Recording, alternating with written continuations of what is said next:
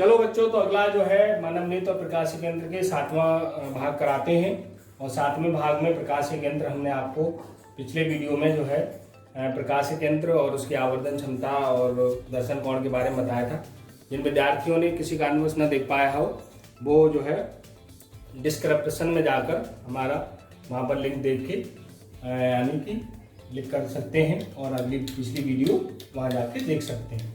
ठीक है बच्चों, तो इसमें हम शुरुआत करते हैं यौगिक या संयुक्त सूक्ष्मदर्शी। तो सारे बच्चे तैयार होंगे। इसमें आपको पेंसिल, पटरी, स्केल यानी पटरी का मतलब स्केल, पेंसिल, कटर सब कुछ तैयार रखिए, क्योंकि इसमें प्यारे प्यारे से चित्र बनाएंगे, बढ़िया बढ़िया से चित्र बनाएंगे। तो चलो शुरू करते हैं। संयुक्त सूक्ष्मदर्शी। सूक्ष्मदर्शी से आपको पता ही है, सूक्ष्म का मतलब छोटी और दर्शी का मतलब देखना। तो एक ऐसा प्रकाशिक यंत्र है जिसकी सहायता से हम बहुत छोटे छोटे बैक्टीरिया हैं और जीवाणु हैं उनको देखने के काम ये यंत्र आता है, इसलिए इसको हम संयुक्त सूक्ष्मदर्शी कहते हैं। तो जरा से लिख लीजिए इसकी डेफिनेशन, कभी आपसे पूछा है कि यह एक ऐसा प्रकाशिक यंत्र है जिसकी सहायता से अति सूक्ष्म और छोटी छोटी अति सूक्ष्म वस्तुओं को देखा जा सकता है। ध्यान रखिएगा, एक ऐसा प्रकाशिक यंत्र है जिसकी सहायता से हम क्या करते हैं, अति सूक्ष्म। इससे जो कभी आपने देखी पैथोलॉजी में होती है ये, जिससे ब्लड वगैरह टेस्ट होता है, यूरिन वगैरह टेस्ट किया जाता है, तो वो छोटे छोटे जीवाणु, बैक्टीरिया, इनको इससे देखा जाता है। तो अति सूक्ष्म वस्तुओं को देखा जा सकता है, सूक्ष्मदर्शी कहलाती है। सूक्ष्म छोटी छोटी वस्तुएं, दर्शी देखना कहलाती है। ओके, चलिए, ये तो इसके सिंपल सी जानकारी हो गई कि यह छोटी छोटी वस्तुओं को देखता है। ओके, अब हम क्या बनाएंगे, प्रतिबिंब का बनना। तो प्रतिबिंब का बनना, चलिए प्रतिबिंब का बनना। तो ये सूक्ष्मदर्शी का प्रतिबिंब बनना है प्यारे। इसमें सूक्ष्मदर्शी में आप देख रहे होंगे चित्र में दो उत्तल लेंस हैं, एक ये उत्तल लेंस है और एक ये उत्तल लेंस। ये उत्तल लेंस जो ये वस्तु है, तो वस्तु की ओर जो लेंस होता है उसे हम क्या कहते हैं, अपदर्शक लेंस। ध्यान रखिएगा, वस्तु की ओर जो लेंस होता है उसे अपदर्शक लेंस कहते हैं, और नेत्र लेंस, आंख की ओर जो लेंस होता है उसे हम नेत्रकाल लेंस कहते हैं। आपने देखा हो सूक्ष्मदर्शी ऐसे करके होती है, ऊपर से देखते हैं तो नीचे वस्तु होती है, तो एक नीचे लेंस लगा होता है, एक ऊपर लेंस लगा होता है। तो नीचे वाला लेंस छोटा होता है, ऊपर वाला लेंस बड़ा होता है। तो नीचे वाला जो लेंस जो वस्तु की ओर होता है उसे हम कहते हैं ऑब्जेक्ट लेंस, जिसे हिंदी में बोलते हैं अपदर्शक लेंस। और जो नेत्र लेंस की ओर होता है, नेत्र की ओर होता है, उसे कहते हैं नेत्र का लेंस। आप चित्र में देख रहे होंगे, ये बड़ी फोकस दूरी का होता है, ये छोटी फोकस दूरी का होता है, अर्थात ये छोटा होता है और ये बड़ा होता है। तो इसमें क्या है कि दो उत्तल लेंस होते हैं। जो लेंस वस्तु की ओर होता है उसे अपदर्शक लेंस कहते हैं। ये लेंस छोटा तथा कम फोकस दूरी वाला होता है, ये आपको लिख देना इसमें नीचे, ठीक है। और जो लेंस नेत्र की ओर होता है उसे हम नेत्र का लेंस कहते हैं। इस लेंस का द्वारक तथा मतलब फोकस दूरी बड़ी होती है, ये बड़ा होता है और बड़ी होती है, ठीक है। अब जब वस्तु प्यारे, हमने लेंस में प्रतिबिंब का बनना पढ़ा था कि जब वस्तु फोकस और उसके बीच में रखी हो तो उसका प्रतिबिंब क्या बनता है, फोकस के बाद में बनता है। तो ये छोटी है, ये बड़ा प्रतिबिंब, इसका उल्टा बन जाता है। हमने पहले भी आपको बताया कि पहले लेंस के द्वारा जो प्रतिबिंब बनता है वो दूसरे लेंस के लिए आभासी वस्तु का कार्य करेगा। तो इसके लिए ये वस्तु बनेगी जिसका क्या प्रतिबिंब बहुत बड़ा और इसका जो है बन जाता है। तो ये आपको चित्र पेंसिल और मतलब स्केल वगैरह से बनाना है। तो ऐसे करके इसमें आपको लिखने का हमने वो तरीका आपको बता दिया। एक बार हम फिर बता रहे हैं कि इसमें दो लेंस लगे होते हैं। जो लेंस वस्तु की ओर होता है उसे अपदर्शक लेंस, इसकी फोकस दूरी और कम होती है तथा ये छोटा होता है। जो लेंस आंख की ओर होता है उसे नेत्र का लेंस कहते हैं। इसका लेंस मतलब फोकस दूरी बड़ी होती है और ये बड़ा होता है। ठीक है, पहले लेंस के द्वारा जब AB का प्रतिबिंब वस्तु AB का प्रतिबिंब पहले लेंस के द्वारा A' पर प्राप्त होता है। यह प्रतिबिंब नेत्र का लेंस के लिए आभासी वस्तु का कार्य करेगा जिसका प्रतिबिंब A', B' पर प्राप्त होता है। इसे स्पष्ट दृष्टि की न्यूनतम दूरी अर्थात D पर बना लेते हैं। ये इसमें आपको नोट करना है। अब सबसे इम्पोर्टेंट जो चीज आती है वो है इसका आवर्धन क्षमता। तो हम लोग आवर्धन क्षमता लिखेंगे। चलिए, तो आवर्धन क्षमता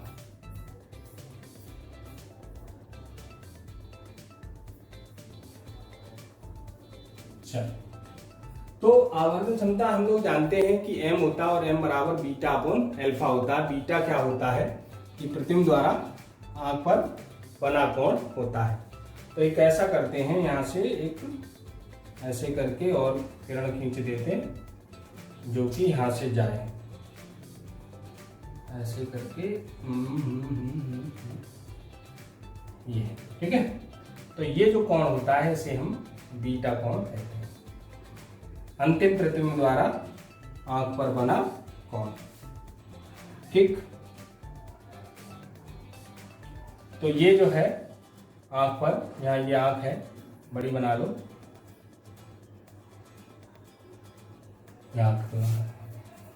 तो बीटा जो है ये बहुत छोटा होता है क्योंकि ये प्रतिबिंब बहुत छोटा है। हमने बताया कि ये वस्तु छोटी है तो दर्शन कोण भी छोटा बनेगा। तो यहाँ पर वो छोटा है, तो यानी कि हम क्या लिखेंगे कि अंतिम प्रतिबिंब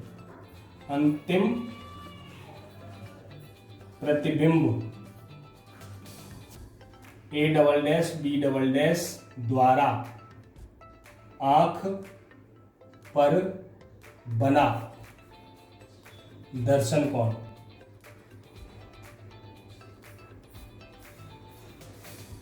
तो बीटा इक्वल टू, तो इसमें हम क्या करेंगे 10 लगा लेंगे। तो बीटा इक्वल टू 10, बीटा ले लो, और ये क्या होता है लंब बटे आधार। ठीक है, तो हम ऐसे ही ले लेंगे लंब। क्या मान लो, या तो ये लो, ये आंख पर दर्शन कोण बना रहा, तो लंब क्या हो जाएगा, ये आधार क्या हो गया ये, या ये ले लो। तो हम इतनी दूर क्यों जाएं, हम यहीं ले लेंगे ये वाला, क्यों भाई। तो हम क्या करेंगे, लंब कितना हो गया A', B' बटे आधार कितना हो गया, इसको बिंदु डाल दो आप, E डाल दो। ठीक है, तो इसका हमें, या ये ले लो UE है, चलो अभी तो हम A' E लिखेंगे। ठीक है, तो यहाँ एक चीज लिख देना, चूंकि बीटा बहुत अल्प है। ओके, चलिए, तो बीटा हमारा जो है वो क्या निकले आया A', B' बटे A', B। समीकरण डाल दो। अब क्या होगा कि वस्तु द्वारा आंख पर बना कोण बीटा बराबर, वो सॉरी अल्फा बराबर। तो ये देखो मैं आपको बताऊं, जैसे मान लो ये वस्तु है, और वस्तु हमने कहाँ बताई थी कि स्पष्ट दृष्टि न्यूनतम दूरी पर रखी हो। मान लो यहाँ आंख है आपकी, ठीक है, तो ये स्पष्ट दृष्टि न्यूनतम दूरी पर रखी है वस्तु, और हमने पहले ही बताया था कि क्या है ये A और B वस्तु है ये। ठीक है, अब वस्तु बिना यंत्र के, यानी कि जो आंख है, आंख पर जो कोण बना रहा है, तो आंख ये अल्फा है, तो वस्तु द्वारा जो आंख पर बना कोण है, तो tan थीटा बराबर लंब बटे आधार। और ये ध्यान रखना, हमने आपको बताया था जब 25 सेंटीमीटर पर स्पष्ट दृष्टि न्यूनतम दूरी पर रखी हो तो वस्तु बड़ी दिखाई देती है।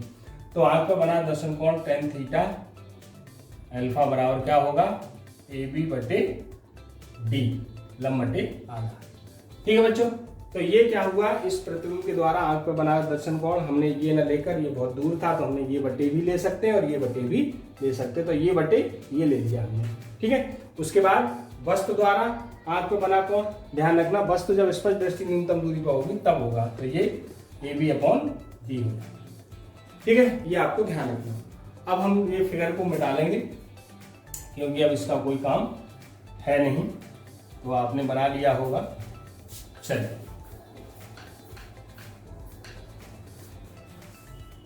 तो अब आवर्धन क्षमता निकालेंगे। आवर्धन क्षमता m बराबर बीटा अपॉन अल्फा, इसको समीकरण 2 डाल दें, तो समीकरण 1 व 2 से, तो m इज इक्वल टू हमारा हो जाएगा a डैश b डैश बटे a डैश e है, सॉरी e, और बटे बीटा हमारा है ए बी बटे डी। तो हम इसको पलट लेंगे, तो ए डैश बी डैश बटे ए बी हो गया, और हमारा जो है डी ऊपर चला जाएगा, बी बटे ए डैश ई हो गया। ठीक है, ये आप चाहें चित्र दिखा। अब चित्र से ए ई बराबर आप देख रहे होंगे कितना है, यू ई है, माइनस यू रखने पर, और ये सारी दूरियां माइनस की रखी जाएंगी, ये जो है डी भी माइनस का लगेगा और ये भी। तो m is equal to A dash B dash बटे ए बी, और ये भी माइनस का डी लगेंगे और ये माइनस यू, क्योंकि उसके लेंस के इधर भी ये सारी दूरियां माइनस की लगती हैं। अब क्या है कि जैसे हम अब दर्शक लेंस की बात करें, अब दर्शक लेंस की आवर्धन हमने पढ़ा है, हमारा क्या होता है कि यानी कि m बराबर प्रतिबिंब की लंबाई बटे वस्तु की लंबाई बटे बराबर v अपॉन u, यानी कि प्रतिबिंब की लंबाई और वस्तु की, ओ का मतलब ऑब्जेक्ट लेंस के सामने। ठीक है, तो ये जो है ऑब्जेक्ट जो है क्या बनेगा, ये माइनस का बनता है, इसलिए यहाँ पे उल्टा बनता है प्रतिबिंब, तो ये माइनस का लगा देंगे। तो m इज इक्वल टू हमारा क्या हो जाएगा, माइनस के v अपॉन यूओ, और ये माइनस से माइनस खत्म हो गया u, ये हमारा एक फॉर्मूला निकल आया। ओके, ये उसका देखिए आवर्धन का। अब आप कंफ्यूज ना हो बिल्कुल, यहाँ पर जो d हमने दूरी ली है ये भी माइनस ली जाएगी। आप यहाँ ऐसा करें कि यहाँ पर जो है चित्र से माइनस का ये लगेगा, और चित्र में तथा एक काम कर दो, d का मान भी ऋणात्मक लेंगे, आपको ध्यान रहेगा। ठीक है, तो ये हो गया। अब ये देखिए आवर्धन, ये प्रतिबिंब उल्टा बनना है, आप देख रहे हैं नीचे बनना है, तो ये क्या होगा, माइनस का वीओ लिया जाएगा, तो ये माइनस माइनस प्लस हो गए और ये आ। ठीक है बच्चों, तो ये हमारा देखिए आवर्धन का फॉर्मूला निकल गया। अब इसमें केस चलेंगे। केस फर्स्ट, जब अंतिम प्रतिबिंब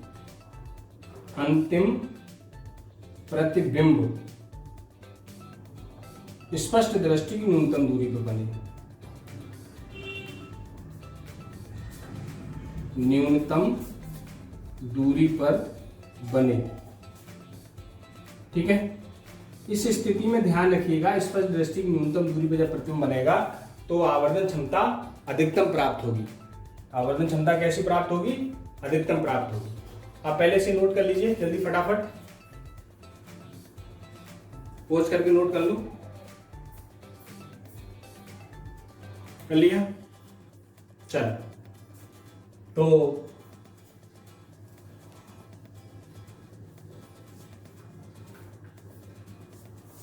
अंतिम प्रतिबिंब कहां बने, स्पष्ट दृष्टि की न्यूनतम दूरी पर बने।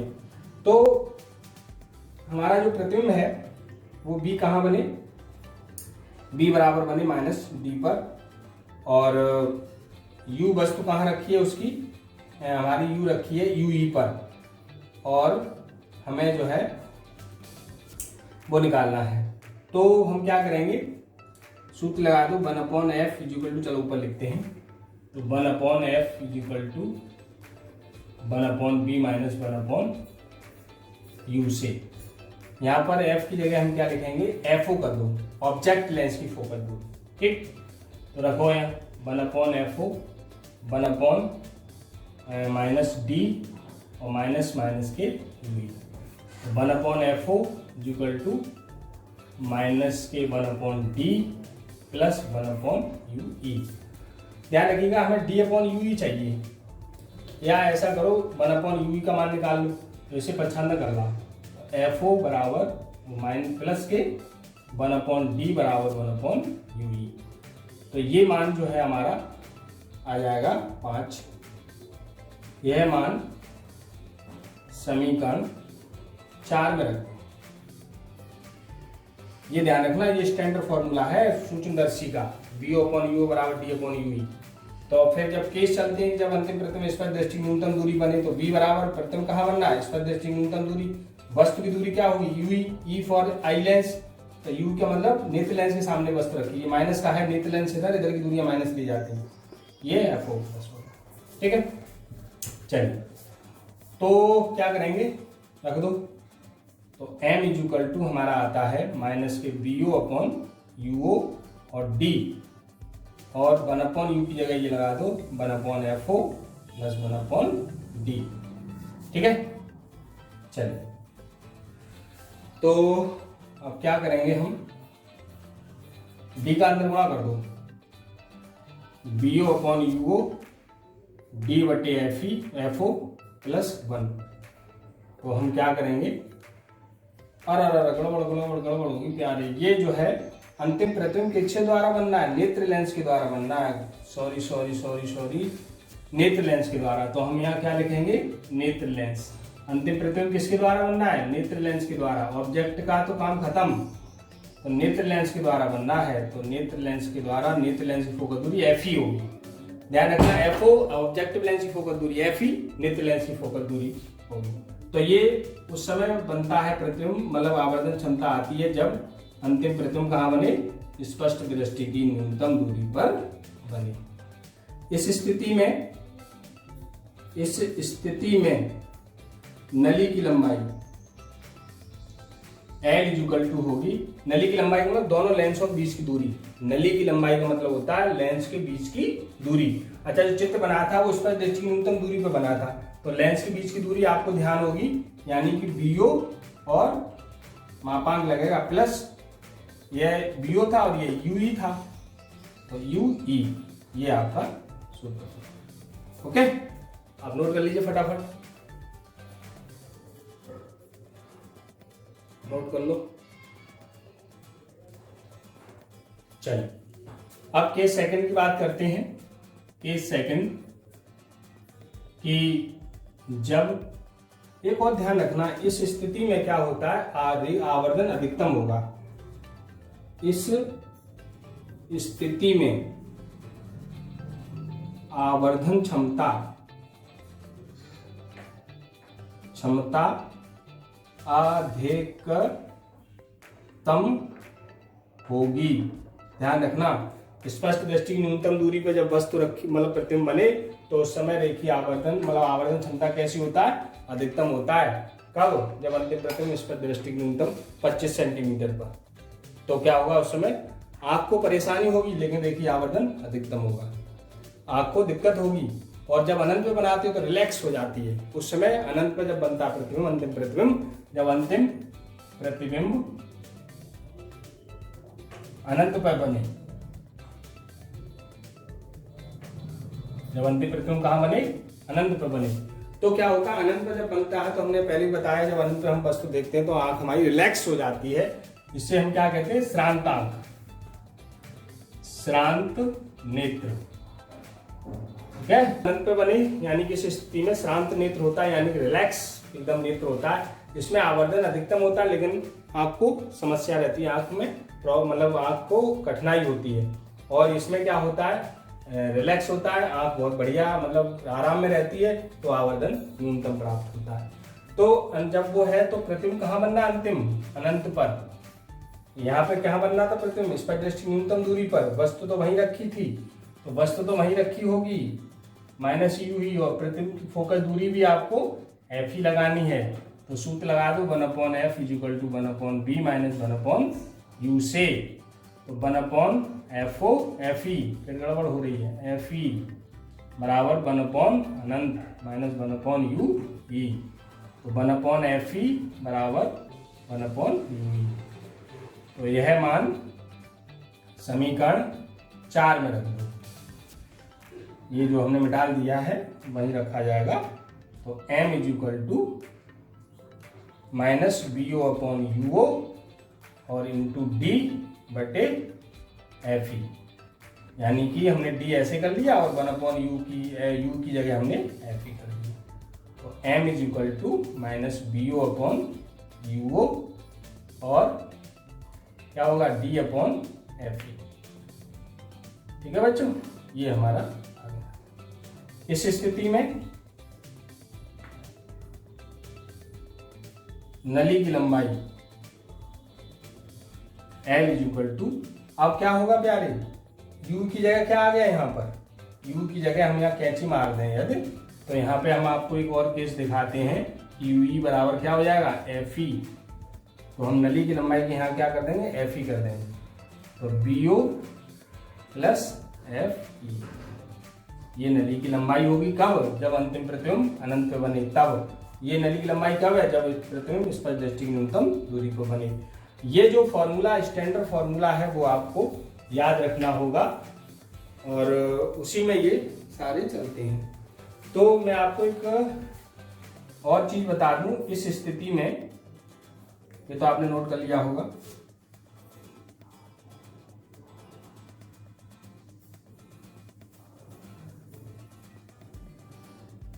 इस स्थिति में आवर्धन क्षमता न्यूनतम होती है।